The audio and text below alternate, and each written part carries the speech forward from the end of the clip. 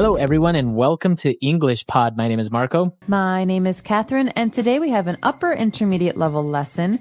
It's kind of bitter, it's a little bit sad, but it's also kind of sweet. That's right. We have a lesson today all about getting a divorce or divorcing someone. Yeah, so this is what happens when two people's marriage ends. They decide they want to leave each other. They have a divorce. So let's take a listen to today's dialogue, and we'll be back in a moment.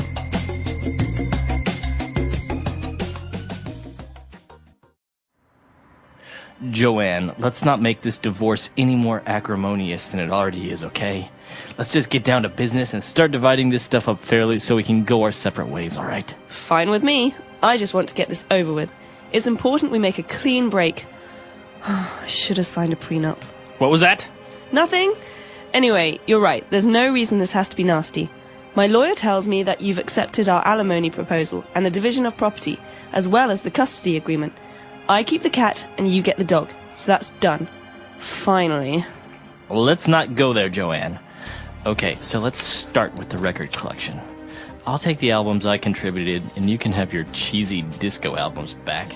Fine, but I'm keeping the antique gramophone as my grandfather gave it to me. I believe that was a wedding present to both of us, Joanne, and you hardly ever use it. He's my grandfather, and he never really liked you anyway. Whatever. All right, I'll concede the silly gramophone if you'll agree that I get the silver tea set. How typical. When are you ever going to use a silver tea set? Fine. I don't want to drag this out any more than necessary. What's next? What about these old photographs? Which ones? Let me have a look. Oh, wow, look at that. That brings back memories. Remember that? Our trip to Italy. I remember that day. We were going to visit the Trevi Fountain, and we got caught in the rain. And you looked so adorable with your hair all wet. I did take a picture of you standing there in that little alley, smiling and laughing in the rain. Oh, we really did have fun back then, didn't we? Oh, Joanne, are we making a big mistake? I know our relationship has been on the rocks for some time, but are you sure we can't reconcile and try again? I still love you. Oh, Jeff, I love you too! I'm so glad we didn't have to decide who keeps the motorcycle. The motorcycle? But that's mine!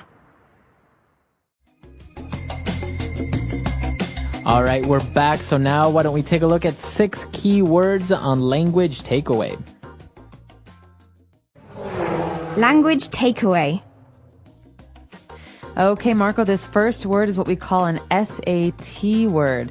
That means it's very difficult. It's so hard that many high school students in America study it before they go to college. Acrimonious. So the sentence starts off by saying, let's not make this divorce any more acrimonious than it already is. This divorce is very acrimonious, but let's not make it worse. Okay, so acrimonious would be Bitter. bitter, very complicated. Hard. So people emotional about it. You know, people, Joanne and Jeff, are getting a divorce. They're very angry at each other. So they're not having a peaceful divorce. This is the opposite. It's very bitter. It's very angry. Can you say this test is very acrimonious? No. Usually relationships are acrimonious. Okay. For example, ever since they had that big fight, Jeff and Joanne's relationship has been very acrimonious. Okay. Awesome. So acrimonious, a very hard word there. As you say, many people study it to pass exams in order to go into college. So now you know.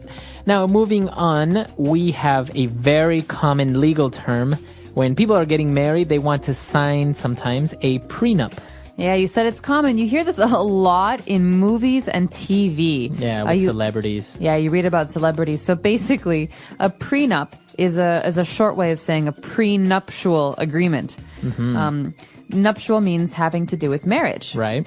So basically, if you sign a prenup, you are agreeing to certain conditions before you get married. That's right. It's a contract between future husband and future wife about what happens if they divorce. For example, I decided not to get a prenup with my fiance because I don't think we will get divorced. But maybe he decided to get a prenup because in case they divorce, he wants to keep his car. Right. So it usually happens a lot with celebrities, as we say, because they have a lot of money. And if they get divorced, then usually it can get complicated, how much money the spouse gets, etc. So maybe their prenuptial agreement or prenup will be that if they get divorced, the wife may get maybe $1 million instead of $100 million. Exactly. It's a way many people protect themselves financially in case of divorce. Very good. Now, moving on, another legal term and related to money is an alimony. Okay, so let's look at the context of this word. Joanne is talking and she says, "My lawyer tells me you've accepted our alimony proposal." Alimony. So this is probably something to do with money, right? So she said that her lawyer has proposed an alimony, and that's usually a settlement, an amount of money that you agree on when you get divorced. Right, so this is exactly it. In a divorce, this is how much money one person will pay the other. That's right. So if two people are married and when they get a divorce, their alimony may be the husband. If he's got a lot of money, he will pay an alimony of $500,000. Right. And so this is different from property, which is the next thing. Division of property means that you talk about who will receive the car, the house, things like that. Lands. Okay. Very good. So very complicated situations when you're getting divorced, prenups and alimony. But moving on, they were talking about custody as well. Custody of maybe children, maybe custody of their pets. That's right. So you talk about alimony. This is money. Property, which is things. But what about people and animals? This is called custody. I want custody. Custody means caring for something or looking after something. You could say the child is in the grandmother's custody. Okay, so in the care of the grandmother. That's right. So usually as well, when people get divorced, somebody gets custody of the children. Right. So he wants custody, but he doesn't have a job, so she will receive custody. You could say that. In this case, though, we're talking about custody of pets, animals. Right. In this case, it's animals, but it's actually true, right? People, when they get divorced, they may ask the court for custody of their pets. That's right. And sometimes custody is what makes a divorce extremely acrimonious. Yes. Who gets to keep the children? Who gets to keep the pets? Now, moving on and a little bit away from legal terms, they were dividing up their property and saying, well, I get to keep this, you get to keep that. And Joanne said, I'm keeping the antique gramophone as my grandfather gave it to me. So who cares about pets and money? I want the gramophone. Right. All right, so this is actually a word you don't hear very often anymore. It's an old thing, and that's what antique means, right? Antique is old. Right, so antique, this is an adjective here. It can also be a noun. An antique table, an antique gramophone, is something that's very old, like 100 years old or 150 years old. And a gramophone is one of those machines that you see in movies that play the old vinyl records and has like a big horn where the sound echoes. That's right. So in the 19th century, early 20th century, people didn't have CDs or MP3s or iPods. This is how they listened to music. So you usually have a hand crank. You have to turn the machine, and then the music will play, and you can dance and do whatever. Right. So that's a gramophone. Now, moving on to our last word, Jeff said, you know what? Okay, fine. Keep the gramophone. All right. I'll concede the silly gramophone. So to concede. To concede means to give up an argument. Okay, so you give up, you give in, you say, all right, take it. That's exactly right. So in this case, the argument is who will receive the gramophone? They fight, they argue, and finally, Jeff says, I concede. Okay, I give up. You take it. And is it only for things, or can you also concede someone you say somebody is right? You can say that, or an election. For example, there are two people who want to be president, and the vote is counted, and it's not clear who the president is, and one person says, fine, I concede. That means I give up, you win. Okay, very good. So to concede.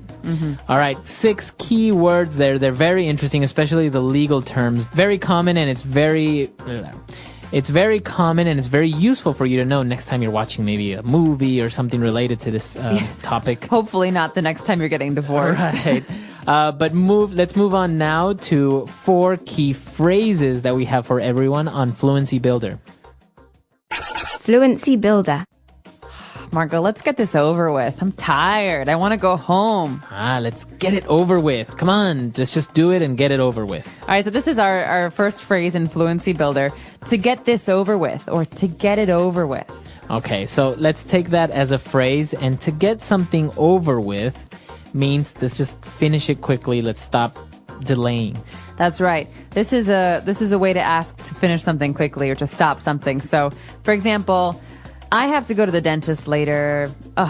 Maybe I really don't want to go. I'll say to myself, let me just get this over with, and once it's done, I don't have to worry about it. Or maybe you have homework to do, and instead of doing it later, you're just like, okay, I'm going to do it now and just get it over with. All right, to get over with, to get something over with. Okay.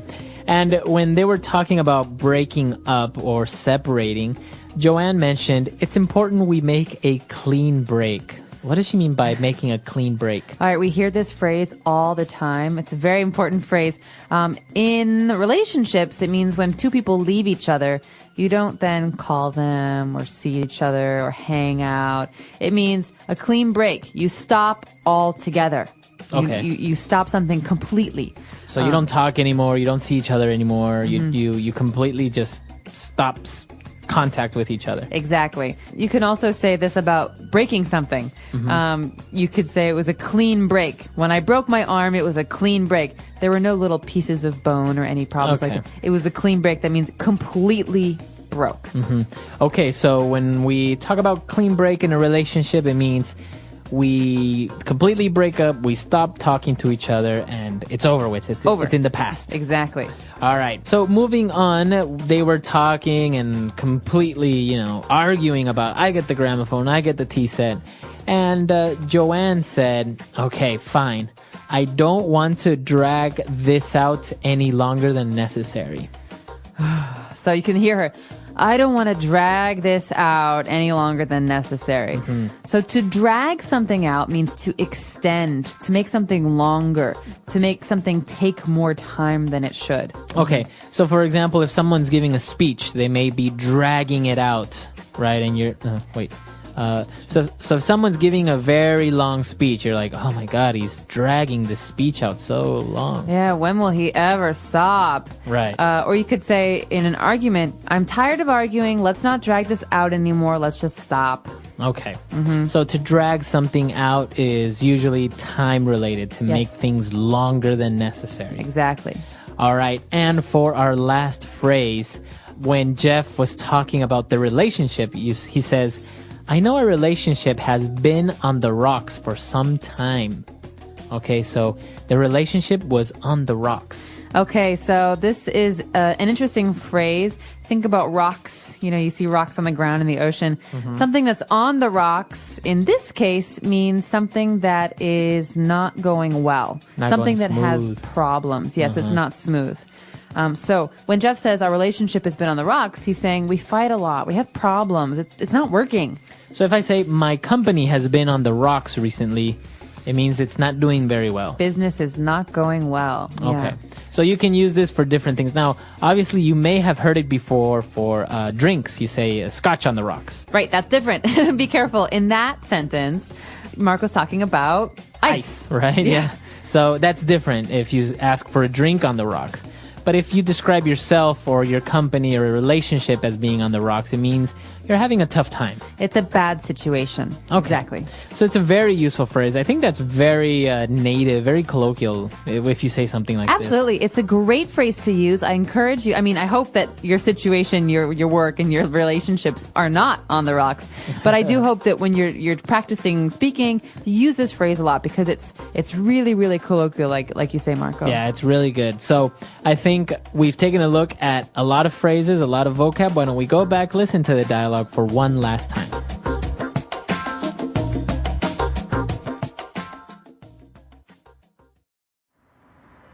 Joanne, let's not make this divorce any more acrimonious than it already is, okay?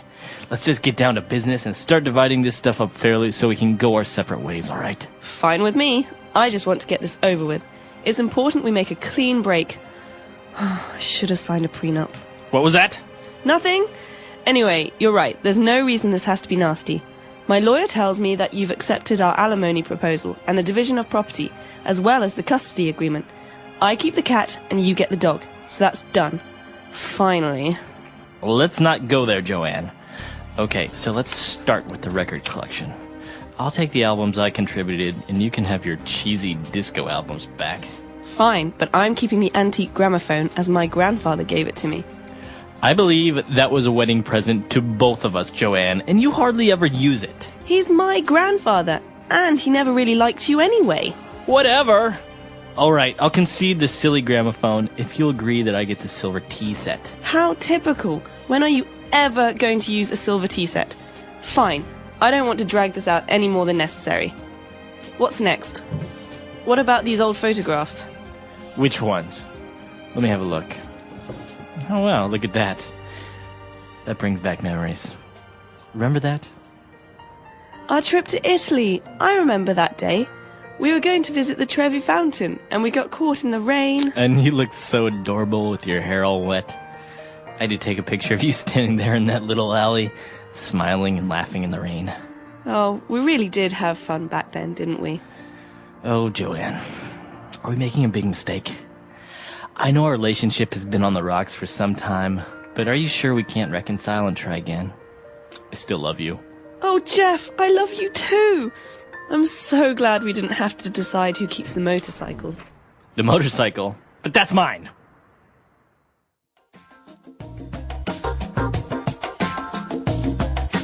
All right, we're back. So a very interesting dialogue all about divorce. Now, this is a very common situation nowadays in many countries, such as the United States or Europe. Divorce rates are very high lately, like in the past 10, 20 years. Yeah, they do say that since maybe the 70s or 80s, divorce rates have been on the rise. I think the average now in America is about 50%. Yeah, it's like 5 in 10 marriages end in divorce. That's right. And then from what I understand or I read once, I think out of those 50% that get divorced, if they remarry, again, the probabilities of those that get remarried are again half. So most likely people will get divorced at least twice. That's true. Although sometimes you meet people who got married when they were very, very young and they realize that they grew up a little bit and their personality changed or their goals changed and they divorced that one time, but then later in life when they marry again, they know who they are. They get married again and it's better. So I think the situations are all quite different, but it is true that there are a lot of divorces in America. What about Ecuador though? I mean, is the divorce rate similar? No, not really. I think people are still a little bit more old-fashioned in that sense, like it was before. You know, it was even a little bit taboo to be divorced. Yeah. But I don't think people get divorced as often, especially if people have been together for quite a while. That's one of the things that surprises me a lot is I've met people who have been married 20, 30 years and then get divorced. It's like, what? It's like you've been through the toughest times. You know, you've pretty much beat the odds. And why do you get divorced at such a late age? Yeah, it does seem counterintuitive, but it's possible that they were unhappy for that time and they didn't want to affect their children's lives. Right, maybe. And so when their children go to college or leave, they say, okay, now I can, you know, make a big decision. I know in countries, for example, such as Chile, divorce is still illegal. I think in the Philippines as well. Really? Yeah, it's still illegal to get divorced. Is that because they're very religious countries? I know Chile is not really that religious. I don't know what it is exactly by law, but a lot of people, I think it may be legal now. I can't really remember very well. I think one of our Chilean listeners can help us out here. But I know a lot of people used to annul their marriages because of this. I see. So they would be like, oh, I put the wrong address. So no, this marriage is not valid. Right. Or stuff I like spelled that. my name wrong. Yeah. So, Interesting. Well, I'd be curious to know, as you said, whether any of our Chilean friends know more about this, or for the rest of you, in your country, is divorce common? Is it uncommon? Are there laws that prohibit or that allow divorce? Let us know on our website, EnglishPod.com. All right. We'll see you guys there. Bye. Bye.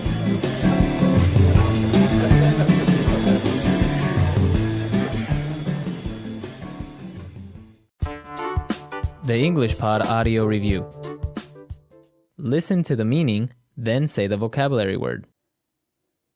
Thorough or complete stop in a relationship. Clean break. Prenuptial agreement, a contract prior to marriage. Prenup. The act of keeping safe or guarding. Custody. To acknowledge, often reluctantly, as being true. Concede. Proceed for an extended period of time.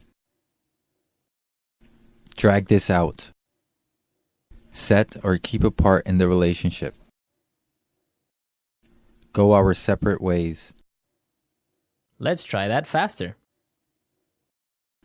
To acknowledge, often reluctantly, as being true. Concede. Proceed for an extended period of time. Drag this out. Set or keep apart in the relationship. Go our separate ways. Prenuptial agreement, a contract prior to marriage. Prenup. Thorough or complete stop in a relationship. Clean break. The act of keeping safe or guarding. Custody. Now say the word and hear it in a sentence. Clean break.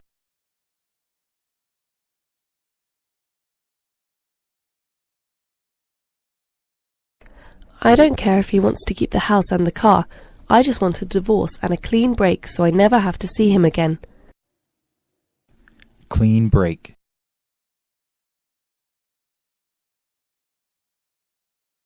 A clean break can only occur if both parties are financially independent. Clean break.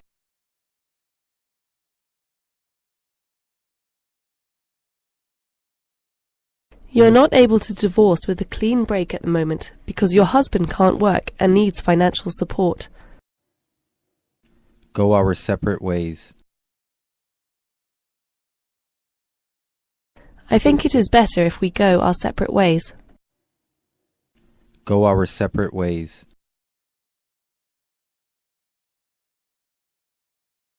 They decided to end the relationship and go their separate ways. Go our separate ways. I proposed we go our separate ways, but she didn't want to. Custody. I am fighting for custody of my dog. Custody. The court gave custody of the children to the father. Custody.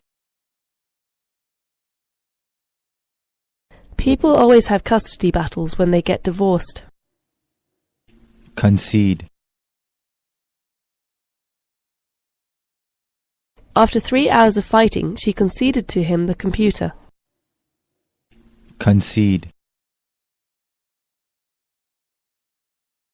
I find it hard to concede when people are right. Concede. He conceded me the right to use the car every day. Drag this out. I hate it when people drag out a conversation for hours. Drag this out. I don't want to drag out this argument any longer. Drag this out.